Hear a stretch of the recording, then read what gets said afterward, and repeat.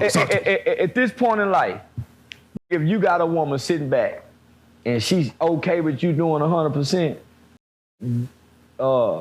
that ain't your woman.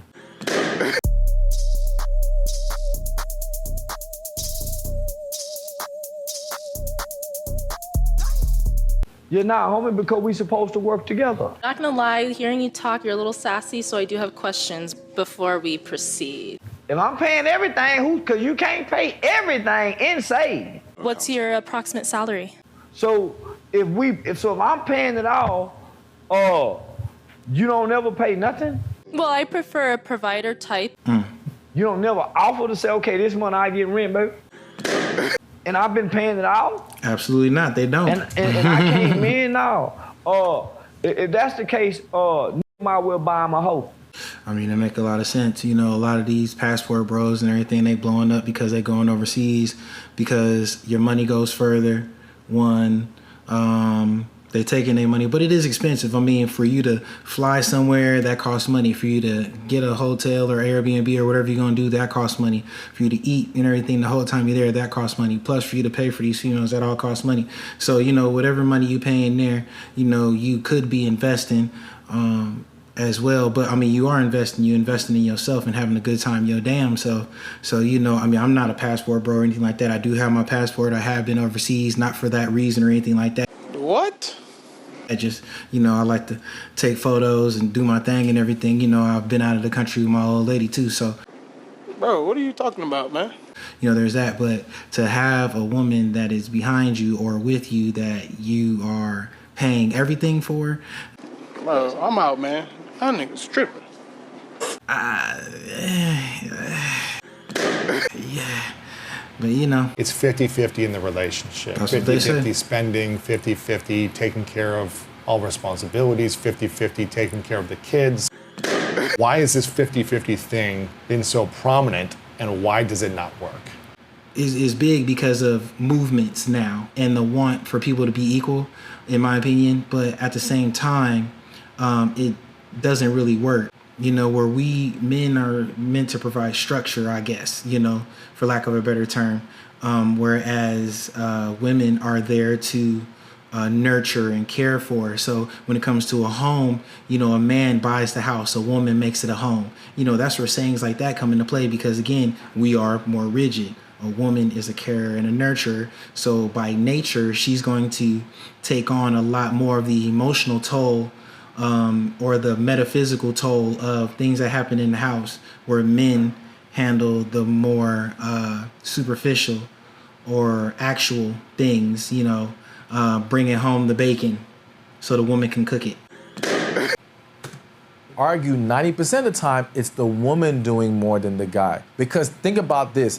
The mindset of the man who wants to do 50-50 is very different than the man who's so in love with this woman that he wants to provide for her. Is to even accept 50-50, he's gonna be reluctant to do that. It's kind of like going on a date with a guy and one guy's down to pay Dutch, and the other guy's like, don't take your card out, I got this. They already have a very different mindset. So that guy who's open to 50-50 from the jump, the chances that he's gonna change later on and wanna take on more is not likely. He's gonna get comfortable in that 50-50 or do even less. Also consider this, even when we say 50-50 on the bills, 50-50 on the bills, in my opinion, would be 20% of your income, 20% of their income. That's not what a lot of people do. And who I know, if I like you, if we continue to date and marry, I want to be able to make sure that you can provide for me and our future children, their college education, and anything else that they need so that they never have to worry about finances or money ever. You see what I'm saying? So, I mean, that makes a lot of sense if you are wealthy, if you're living in a higher tax bracket. Most people aren't. I mean, that's just how it is. 20% of your income going toward the bills is a fantastic number, but you'd have to be making you'd both have to be making upwards of 80,000 or more in order for a fifth of your income to actually be able to cover all of your bills. Let's say $1,500 and we split it 750, but the guy, let's just say, makes $80,000. The woman makes $40,000. Right. That's not equal. Right. You see what I'm saying? She's making a much bigger sacrifice than he is. I believe both of us should be, I know it sounds, you know, very, what's the term I'm looking for? It's very it's overused, but both of us should be giving 100%. To each other, trying to do for one another, trying to one up one another, trying to make sure the other one has, whatever she's missing, I'm providing, whatever I'm missing, she's providing. But at the same time, I don't want a woman that is going to necessarily put emotional pressure on me to force me into alleviating her bills or her stresses when it comes to finances, especially when she's creating these pressures on herself by herself. I mean, men, when you sit down with a woman and she's talking about how, oh, you took me to Cheesecake Factory, like you can't afford me and all this, that's a bad sign.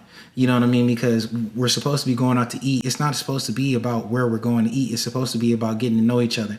Well, I'm a baddie, so, I don't eat out. I just do fine dining.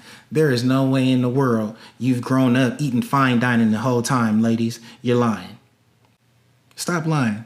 We got to be more realistic with each other. We have to be more humble and down to earth with each other, especially when we first meeting each other, because, you're meeting people's representatives. That's all you're doing. You're meeting people's representatives. And to be honest with you, people are not representing themselves very well, in my opinion. You're looking bad out here, men and women. You know what I'm saying? Men are extra zesty and feminine out here, and women are mad tough. And I don't know what it is about that, but all of these things together are contributing to the degradation of the dating pool, the dissolution of the dating market, of dating period, of meeting people, genuinely connecting with people. We're losing our connection.